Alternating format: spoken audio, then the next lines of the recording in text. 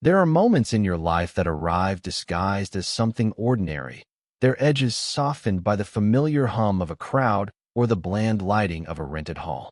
They wear the mask of Tuesday afternoons, or, in this case, a 10-year college reunion. You don't recognize them as tectonic plates shifting beneath your feet.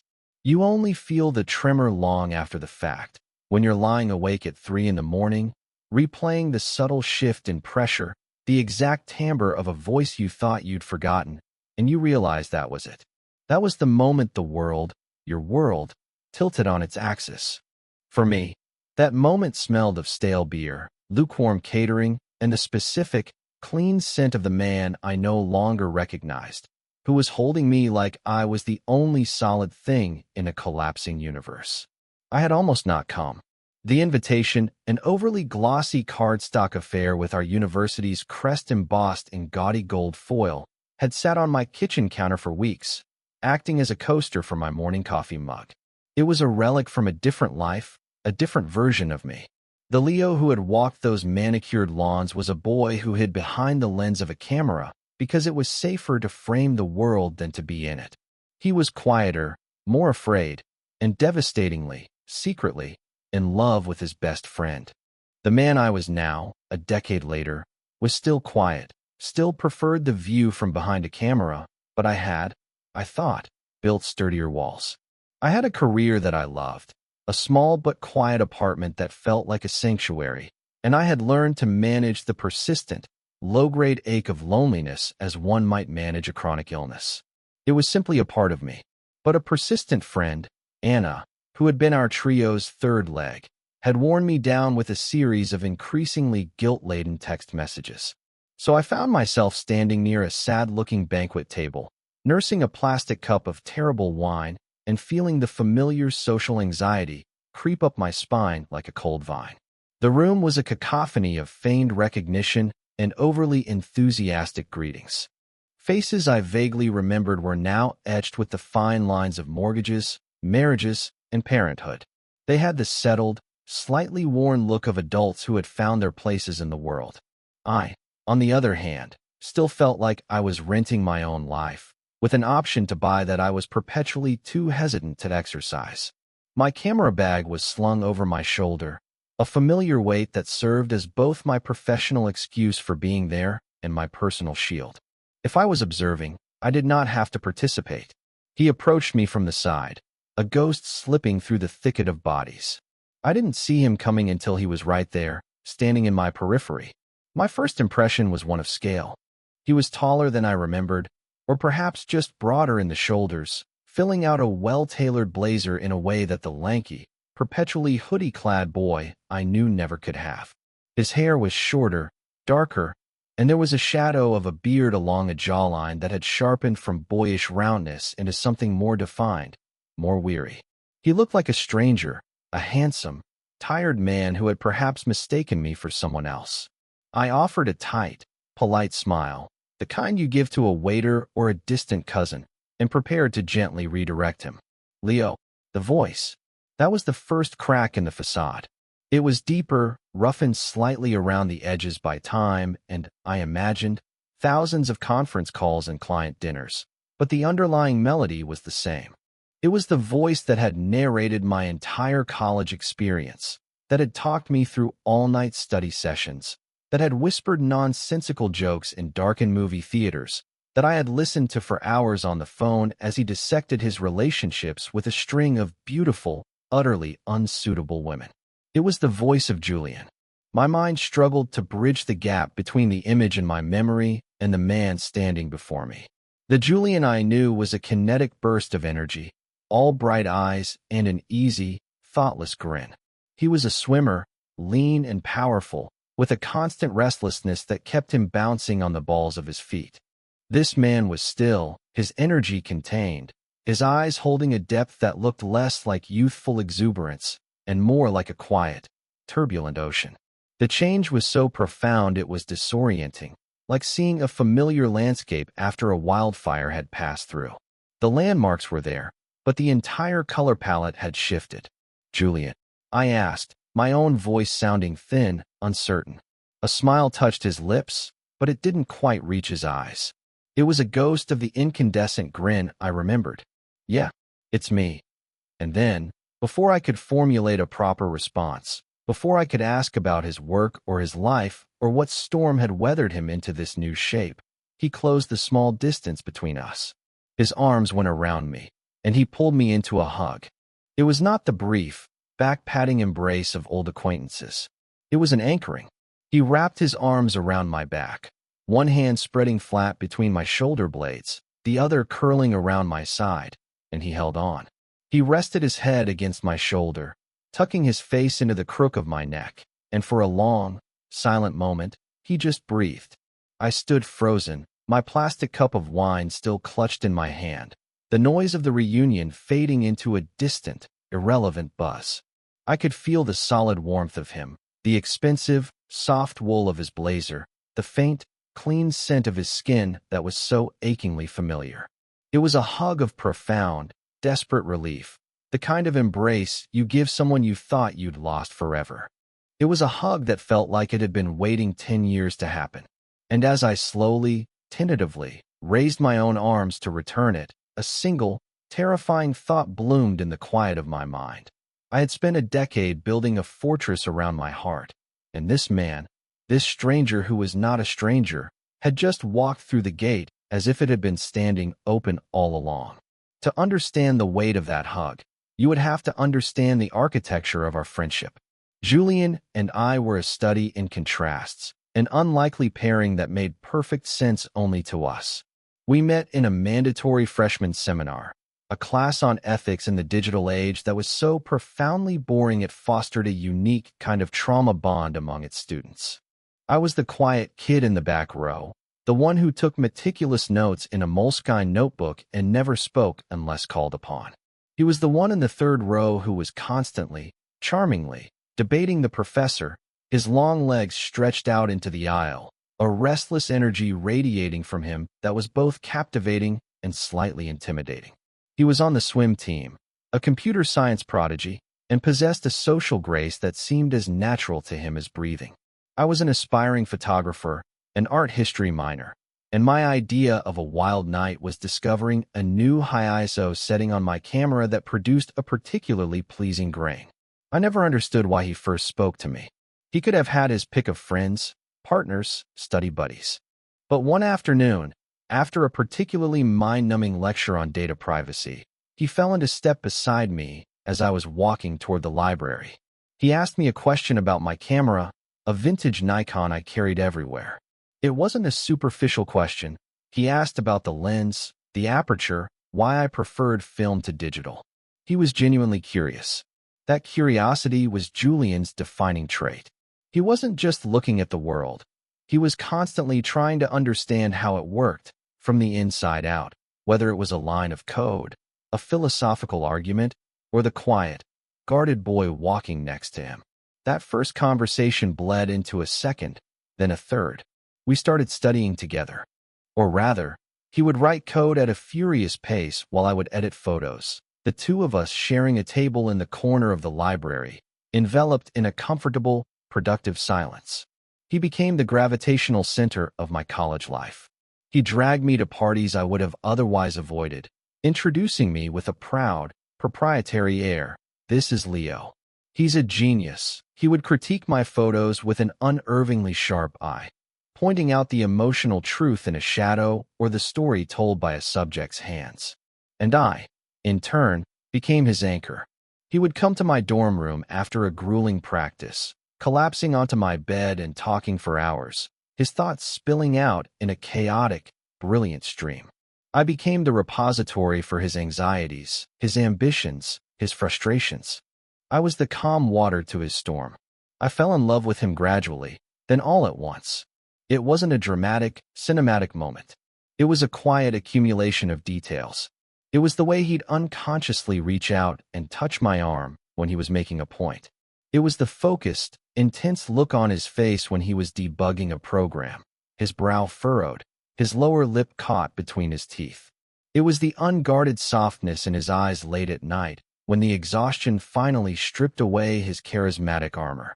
It was one evening, sophomore year, when I was sick with a miserable flu. He'd shown up at my door with a bag containing soup, ginger ale, and a pirated copy of a film I'd mentioned wanting to see. He didn't just drop it off. He stayed. He made the soup, sat at the foot of my bed, and watched the movie with the volume turned low while I drifted in and out of a feverish sleep. At one point, I woke up to find he'd put a cool, damp cloth on my forehead. He was just sitting there, reading a textbook in the dim light of my desk lamp, a silent, steady guardian. In that moment, watching him, my heart didn't just ache, it fractured. I knew then that the quiet space he occupied in my life was not the shape of a friend. It was the shape of everything. But he was Julian. And Julian dated women. Beautiful, smart, vivacious women who matched his energy, who could keep up with his quick mind and his social restlessness. There was Sarah, the pre-med student with the brilliant laugh. There was Chloe, the art history major who could debate Foucault with him for hours. I was the friend, the constant, the one he came to before the first date to ask if his shirt looked okay, and the one he came to after the inevitable breakup to dissect what went wrong. I played my part with excruciating care. I built a fortress of platonic affection, brick by painful brick. I learned to smile when he talked about them, to offer sage, detached advice, to treat my own heart like a classified secret. The friendship was too precious, too essential, to risk on the terrifying, improbable chance that he might ever see me as anything more. And so, for years, I lived in the beautiful, agonizing space of our friendship, a house with 1,000 windows looking out on a future I could see but never enter. We got an apartment together our junior year, a cramped 2-bedroom with questionable plumbing and a perpetually sticky kitchen floor. It was the happiest I had ever been. Our lives became an effortless, interwoven rhythm. We'd wake up to the smell of the coffee he always made, a ritual he never skipped. We'd fall asleep on the couch watching old movies, often waking up at 2 a.m. with a nature documentary playing on the television. My photographs from that time are filled with him. Julian, asleep with a textbook on his chest, the morning light catching the dust motes dancing around his head. Julian, laughing, mid-sentence, a blur of motion and joy. Julian, staring out the window, lost in thought, a rare moment of stillness that always felt like a gift. I was documenting my own heartbreak, preserving the evidence of a love that could only exist inside the frame, unspoken. He had a rule about his bedroom door. It was always closed. It wasn't an unfriendly gesture. It was a boundary. It was his space, his private world. My door was usually open, an invitation. He'd often wander in, sit on my bed, and talk while I worked in my makeshift darkroom in the closet. But his door remained a symbol of that small, essential distance between us. It was the physical manifestation of the line I knew I could never cross. He had a life in there, a life with Sarah at that time, and I had mine out here. And that was the arrangement. That was the careful balance that kept our world from collapsing. After graduation, the balance shifted. He took a high-powered job with a software consultancy in a city 3 hours away. I stayed, enrolling in a master's program for fine arts. The daily intimacy of our shared life dissolved into weekly phone calls, then monthly. We saw each other on holidays, for the occasional weekend visit. He was consumed by his work, traveling constantly, climbing the corporate ladder with the same relentless energy he'd once applied to swimming laps. His life with Sarah became more serious. They moved in together. They got a dog. I watched from a distance, my role downgraded from co-star to recurring guest character. The ache in my chest subsided into a dull, manageable thrum. I told myself I had moved on. I dated a few people, brief, flickering relationships that never felt quite real. I poured myself into my work, finding a measure of success, my photographs hanging in small galleries, my name beginning to mean something in certain circles. I had built a life. A quiet, solitary, but stable life. The fortress was complete. The ghost of Julian was locked safely away in a room I rarely visited. The catalyst for the eventual earthquake arrived in the form of a late-night phone call about a year before the reunion. It was Julian. His voice was raw, broken in a way I hadn't heard since his grandfather had passed away in our senior year. "She left," he said, without preamble. Just those two words, hollowed out and empty. Sarah was gone. It had not been a gentle parting. It had been a sudden, brutal amputation. She had, it turned out, been seeing someone else for months. She had packed her bags while he was on a business trip to Singapore. He had come home to an apartment that was eerily empty, half the furniture gone, a short, sterile note left on the kitchen counter. The dog was gone, too. That, he said, was the cruelest part. He didn't need advice. He didn't need a pep talk. He just needed a witness to his devastation. I listened for hours as he unraveled. The careful, confident facade of the man he had become crumbling to reveal the wounded, bewildered boy underneath. The next day, I drove the 3 hours to his city.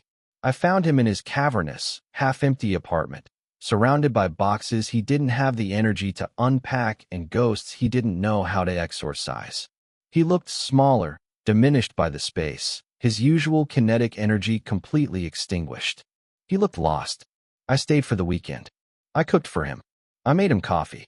I sat with him in the echoing silence of his living room and let him talk, or not talk, as the mood struck him. When it was time for me to leave, he walked me to my car. He looked at me with an expression of such raw, untethered panic that it stopped my breath. "Don't go," he whispered. It wasn't a request, it was a plea. But I had a life to get back to, a job, responsibilities. "I'll come back next weekend," I promised. He didn't wait that long. The following Friday, he was at my door. He had a single duffel bag and the haunted look of a refugee. "Can I just stay here for a bit?" he asked. "My place is too quiet. I can't sleep," and so, the shift began. He moved into my spare room, a small space that I used primarily for storage. He said it would just be for a couple of weeks, until he got his head straight. The weeks bled into a month, then 2. Our old rhythm, the one I thought we'd lost forever, began to re-establish itself, but this time it was different. It was overlaid with a new, fragile intimacy born of his grief and my care. He was broken, and I, the quiet observer, found myself in the unfamiliar role of the healer, trying to piece him back together, all the while terrified that the shards would cut me. This was the beginning of the ritual. It started innocently enough. He couldn't sleep alone in the spare room. He'd have nightmares, he said, or he'd lie awake for hours, staring at the ceiling, the silence amplifying the echoes of his failed relationship. So he started falling asleep on my couch. I'd come out of my bedroom in the morning to find him curled under a throw blanket, his face etched with a troubled peace. I'd make coffee and leave a mug on the table for him, a silent offering.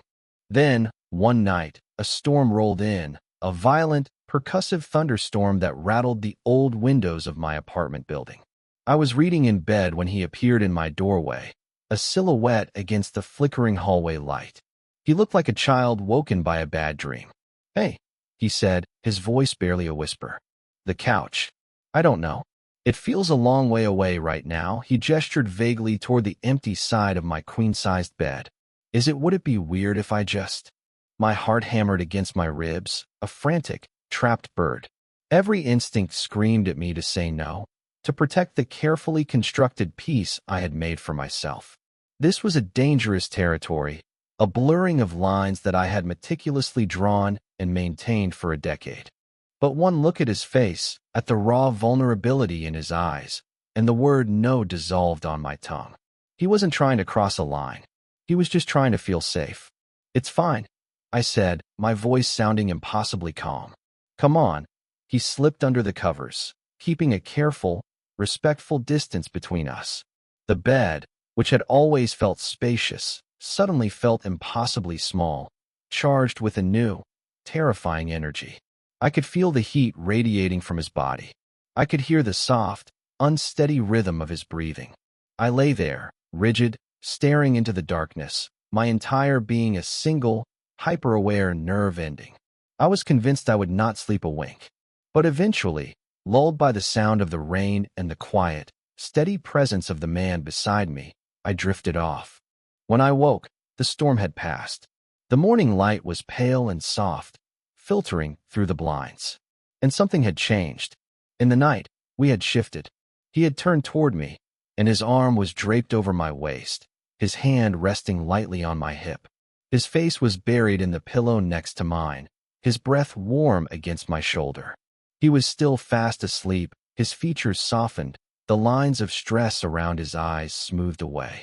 For a long time, I just lay there, barely breathing, cataloging the sensation of his weight, the texture of his skin where his fingers brushed against the fabric of my t-shirt, the faint, familiar scent of him. It was an agony of proximity. It was everything I had ever wanted, offered under a pretext of pure, platonic comfort. It was a beautiful, exquisite torture. This became our new normal. The pretense of the spare room was abandoned. Most nights, he would end up in my bed. We never spoke of it. It was an unspoken arrangement, a ritual shrouded in plausible deniability. He needed comfort. I was his friend. That was the story we told ourselves, the silent, convenient fiction that allowed this fragile intimacy to exist. But for me, it was anything but simple. Each night was a tightrope walk over a canyon of unspoken feelings. I became a scholar of his sleeping habits, an expert in the subtle language of his unconscious touch. Some nights, he would remain on his side of the bed, a clear, chaste distance between us. On those nights, I would feel a pang of disappointment, so sharp it felt like a physical blow, followed by a wave of shame for feeling it at all. Other nights, he would gravitate toward me in his sleep, seeking warmth, a human anchor in the dark.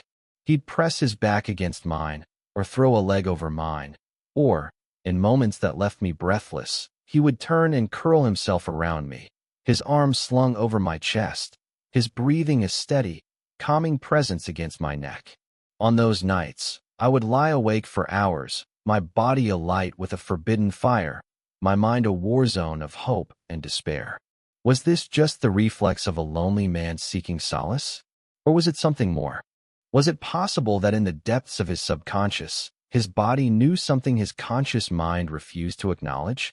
I lived for the darkness, for the quiet, unscripted hours when the boundaries between us seemed to dissolve. During the day, we were friends. We'd talk about his work, my photography projects. We'd cook dinner, watch movies. We fell back into the easy rhythm of our college days, but with this new, unspoken current running beneath it, a powerful, invisible tide pulling us into uncharted waters. I started to see the changes in him more clearly. The grief over Sarah was still there, but it was being replaced by something else, a deeper, more pervasive loneliness that seemed to have been with him long before the breakup. He talked about his job, the endless travel, the superficial relationships, the feeling of being constantly in motion but never arriving anywhere. He was a man who had built a successful life that had somehow failed to make him happy. And in the sanctuary of my small apartment, in the quiet intimacy of our nights, he seemed to be searching for a way back to himself. My photography changed. I had always been drawn to landscapes, to still lives, to the quiet, empty spaces. But now my gaze was fixed on him. I didn't take pictures of him, not at first. The act felt too deliberate, too much like a confession. But I framed him constantly in my mind. Julian, sitting on the fire escape with his morning coffee, the rising sun catching the gold flecks in his hair.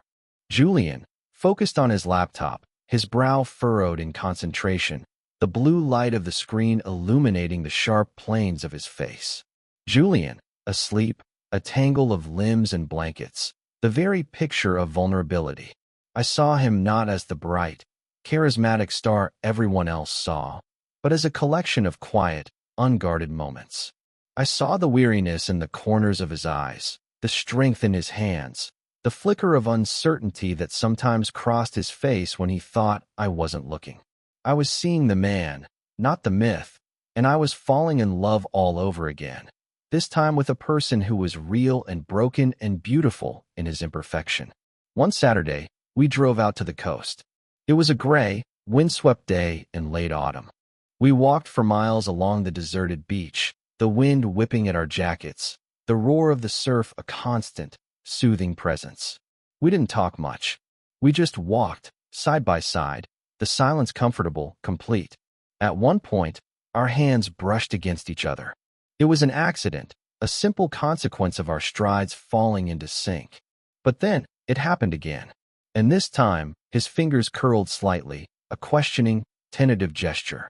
My heart stopped. I held my breath, waiting.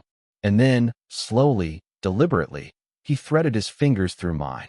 We kept walking, our hands clasped together, swinging gently between us. It was such a simple act, a gesture exchanged by countless couples on countless beaches. But for us, it was a seismic event. It was the first time our intimacy had crossed over from the ambiguous darkness of the night into the clear, undeniable light of day. I didn't dare look at him. I just focused on the feeling of his palm against mine, the warmth of his skin, the solid, reassuring pressure of his grip. It felt like a confession. It felt like a promise. It felt like coming home. We held hands for the rest of the walk, and for the entire drive back to the city. We still didn't speak of it. But when we got back to my apartment, the air was different. The unspoken thing between us was no longer a whisper. It was a presence in the room, a living, breathing entity. The crossing happened on a Tuesday. There was no storm, no dramatic catalyst. It was a night like any other. We had eaten dinner, cleaned up the kitchen, and retired to my bedroom to read. He was on his side of the bed, propped up against the pillows with a novel. I was on mine, sketching in my notebook. The only sounds were the rustle of turning pages and the soft scratch of my pencil on paper. The silence stretched, but it wasn't the comfortable, companionable silence we were used to. It was charged, thick with unspoken words, heavy with the weight of that day on the beach. He closed his book, the soft thud of it landing on the nightstand startlingly loud in the quiet room. I looked up from my sketchbook. He was watching me, his expression unreadable in the dim lamplight. His eyes, which had for months been clouded with grief and exhaustion, were suddenly clear, focused, and intensely present. It felt like he was seeing me, really seeing me, for the first time. "Leo," he said, his voice quiet, almost a whisper. "Yeah." I managed my own voice tight. He shifted, turning onto his side to face me fully. The space between us seemed to shrink, the air growing warmer, thinner. "Can I ask you something?" "Anything," I breathed. He hesitated, his gaze dropping to my mouth for a fraction of a second before returning to my eyes. The look was so vulnerable, so full of a terrifying, hopeful question, that it undid me. All the years of carefully constructed walls, all the disciplined silence, all the patient waiting, it all crumbled in that single, searching glance. "Would it be okay," he started, his voice a low, rough murmur, "if I kissed you?" The world tilted. The air left my lungs. The question I had never dared to even form in the deepest, most secret part of my own mind was hanging there in the space between us, a fragile, shimmering thing. It was not a proposition. It was not a move. It was a plea for permission. It was an admission of terrifying, uncertain desire. It was him, handing me the key to the last, most heavily guarded room in his own heart, and asking if I would be willing to turn it. I couldn't find the words, so I just nodded. A single, jerky, desperate movement. That was all the answer he needed. He moved slowly, cautiously, as if approaching a frightened animal he was desperate not to startle. He bridged the small gap between us, his hand coming up to cup my jaw, his thumb stroking gently along my cheekbone. His touch was hesitant, reverent. He watched my eyes for a long moment, as if asking the question one last time, silently. And then, he leaned in and pressed his lips to mine. The kiss was not what I had imagined in 1,000 secret daydreams. It was not passionate or demanding or cinematic. It was soft. It was tentative. It was unbelievably gentle. It was a question, a discovery, a quiet confession whispered from his soul to mine. It was 10 years of unspoken friendship, months of shared grief, and 1,000 silent nights of ambiguous comfort, all coalescing into a single, breathtaking moment of clarity. It was the taste of salt from our walk on the beach, the lingering flavor of the tea we'd just drunk, and something else, something that was just him. I leaned into it, my eyes fluttering shut, my hand coming up to rest on his chest, feeling the frantic, rapid-fire beat of his heart beneath my palm. It was a kiss that said, "It's you. It's always been you." I just didn't know how to see it until now. When he pulled away, he didn't go far. He rested his forehead against mine, our breath mingling in the small space between us. His eyes were still closed, his expression one of profound, dazed relief, as if he had just set down a burden he had been carrying for his entire life without ever realizing its weight. "Oh," he breathed, the word a soft, wondering exhale. "Okay."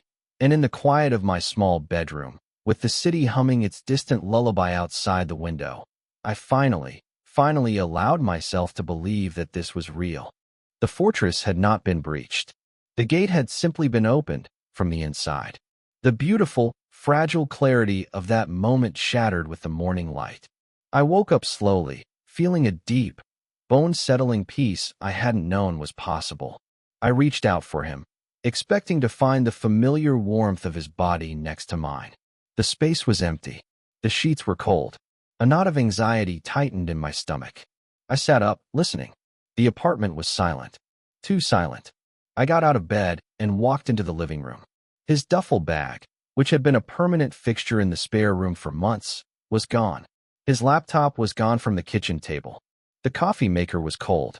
A single, folded piece of paper was sitting where his laptop used to be. My hands were trembling as I picked it up. His handwriting, a familiar, spiky scrawl, filled the page. It wasn't a letter. It was a frantic, rambling apology. He was sorry. He was confused. He shouldn't have done that. He was a mess, and he was dragging me into it, and it wasn't fair to me. He wrote that our friendship was the most important thing in his life, and he was terrified that he had just destroyed it. He needed space. He needed to think. He had gone back to his apartment. He would call. He was sorry. Each word was a hammer blow, systematically dismantling the hope that had so tentatively bloomed in my chest the night before. He hadn't seen the kiss as a beginning. He'd seen it as a mistake. A moment of weakness born from grief and proximity. I hadn't been a destination. I had been a temporary harbor in his storm, and now that the storm was passing, he was setting sail again, leaving me on the shore. The pain was sharper, more acute than the dull, chronic ache of my old, unrequited love. That was a passive state of being. This was an active, brutal rejection. He had seen what was possible between us, and he had run from it. The days that followed were a special kind of hell. The silence in my apartment was deafening. Every room held his ghost. I saw him on the couch, at the kitchen table, in the empty space in my bed. The quiet that had once been my sanctuary now felt like a prison. I replayed the kiss over and over in my mind, searching for a sign that I had misinterpreted, a clue that I had imagined the tenderness, the relief, the rightness of it. But I couldn't find one. The memory was clear, indelible. It was his reaction that made no sense. It was a complete, disorienting contradiction. He didn't call. A week passed. Then two. My hurt curdled into a slow-burning anger. An anger at him for his cowardice, for being unable to face whatever it was he was feeling. And an anger at myself for allowing myself to be so vulnerable, for mistaking a moment of desperation for a declaration of love. I had spent a decade protecting my heart from this exact scenario, and I had failed. I had let him in, and he had rewarded my trust by vanishing, leaving nothing but a hollow apology and a gaping wound. I knew I couldn't let it in like that. The ambiguity would poison me. I needed to hear it from him, face to face. I needed him to look me in the eye and tell me it was a mistake. I needed the finality of it, the clean, painful break. So, on a cold, rainy Saturday 3 weeks after he had disappeared, I drove the 3 hours back to his city, back to the half-empty apartment I had helped him survive in. He looked shocked when he opened the door. He was thinner, his eyes shadowed, the weary, haunted look back in full force. He hadn't been thriving in his self-imposed exile. He had been suffering. He tried to close the door, to tell me it wasn't a good time, but I pushed past him, my anger giving me a boldness I didn't naturally possess. "Don't," I said, my voice low and shaking with a mixture of fury and pain. "Don't you dare shut me out. Not after everything." The confrontation that followed wasn't loud or dramatic. It was quiet, suffocating. We stood in the middle of his sterile living room, the rain beating against the huge, panoramic windows, a chasm of 3 weeks of silence and misunderstanding between us. I asked him for the truth. Not the scribbled, cowardly version from his note, but the real truth. What was it, Julian? I demanded. Was it just a mistake? Was I just convenient? A warm body to get you through the night? He flinched, the words hitting him like stones. No, he whispered, his voice cracking. Leo, no. It was never that. Then what was it? I pressed, my voice rising. Because you kissed me like you meant it. You held me like you were never going to let go. And then you ran. You ran, and you hid like a child. You owe me an explanation. A real 1 inch, and finally, he broke. He sank down onto his couch, burying his face in his hands, his shoulders shaking with silent, racking sobs. The sight of him so completely undone extinguished my anger, leaving only a profound, bottomless sorrow. I sat down next to him, not touching him, just waiting. When he could finally speak, the confession came out in a torrent of broken, halting sentences. He wasn't just confused, he was terrified. His entire life, he had followed a script. Go to a good school, get a good job, find a nice girl, get married. It was a path that had been laid out for him, a definition of a successful life that he had never thought to question. My presence, our intimacy, the feelings he had started to develop for me, they weren't in the script. They were a deviation so profound that his entire understanding of himself had started to unravel. I've never felt safe, like I do with you, he said, his voice thick with unshed tears. Not with anyone. Not with Sarah. With you. I could just be. I didn't have to perform. And I didn't realize, until she left, how much I needed that. How much I needed you. He looked up at me then, his eyes red-rimmed and pleading. That night, when I kissed you, it was the most real thing I have felt in my entire adult life. And it scared me to death. Because it meant that the life I thought I wanted, the person I thought I was, it was all wrong. He had run because he couldn't reconcile the man he was supposed to be with the man who was in love with his best friend. He had run because it was easier to believe it was a mistake than to face the terrifying, liberating truth. He had hurt me, he knew, and he had hurt himself, because in trying to protect our friendship, he had almost destroyed it, and in trying to cling to his old life, he had abandoned the only thing that had ever truly felt like home. The silence that followed his confession was different. It was not empty or angry. It was filled with a fragile, tentative understanding. The chasm between us was still there, but now there was a bridge. It was his turn to be the quiet observer, to watch me, to wait for my verdict. I could have walked away. I could have told him it was too late, that the damage was done. And a part of me, the part that had spent years building walls, wanted to. But the larger part of me, the part that had documented every nuance of this man, that had loved him through every iteration of himself, saw not a coward, but a man who was profoundly lost and desperately trying to find his way. You're an idiot, I said, the words coming out softer than I intended. A watery, broken smile touched his lips.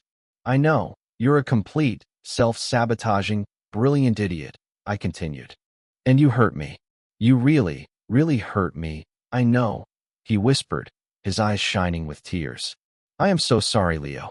I'll spend the rest of my life being sorry. I took a deep breath, the air shuddering in my lungs. Okay, I said. So what happens now? And that was the real beginning. Not the first kiss, but the conversation that followed the wreckage. We talked for hours, really talked, for the first time without subtext or fear. We dismantled the old architecture of our friendship, examined every beam and joist, and began the slow, careful work of building something new, something honest, in its place. He left his job a few months later, the job that had been slowly hollowing him out. He found a new one, less prestigious, less demanding, but more fulfilling, back in our old city. He moved into an apartment a few blocks from mine. We started over. We went on dates. Awkward, formal, ridiculously charming dates. We learned how to be with each other in this new context, how to hold hands in public, how to kiss without the weight of years of unspoken history. It was a slow, deliberate process of discovery, of learning the new shape of us. Which brings me back to the reunion, a year after that rainy Saturday in his apartment. We had arrived separately, a small, unspoken agreement to navigate the initial social gauntlet on our own terms. I saw him across the room long before he saw me. And in that moment, I understood the change in him that had been so jarring at first. The frantic, restless energy of his youth had been replaced by a quiet, centered stillness. The charming, performative mask was gone, replaced by an open, gentle vulnerability. He was no longer a boy trying to be the man everyone expected him to be. He was just Julian, the man who had gotten lost and found his way home. The man I loved. When he finally saw me, his face lit up, a genuine, incandescent smile that reached all the way to his tired, beautiful eyes. And when he hugged me, it wasn't the hug of a man seeking a temporary harbor. It wasn't a desperate grasp for comfort in a moment of grief. It was a statement. It was a recognition. It was the hug of a man who had traveled a long and difficult road and had finally, blessedly, arrived. It was a circle closing, an affirmation of every quiet night, every shared silence, every terrifying, wonderful step of the journey that had brought us here. Later that night, we walked home, our hands clasped together, the sounds of the city a familiar, comforting score. We didn't talk about the reunion, about the past, about the people we used to be. There was no need. We entered my apartment, the space that had been a witness to our entire story, from friendship to heartbreak to healing. He kicked off his shoes, I dropped my camera bag, and we met in the middle of the living room. He pulled me close, his arms wrapping around me with that same profound, grounding certainty from the reunion hall. He tucked his face into the crook of my neck, just as he had before, and I wrapped my arms around him, holding him tight. There were no more unspoken words, no more ambiguous gestures, no more fear of lines being crossed. The house of our relationship was no longer a place of fragile boundaries and closed doors. It was a home, built on a foundation of honesty, its doors and windows thrown wide open to the light. We had learned that the most important moments in our lives are not the grand, cinematic declarations, but the quiet, terrifying, honest ones. They are the moments when you finally stop running from the world and from yourself, and allow yourself to be truly seen. And we began to heal in the beautiful, honest silence we had learned to create together.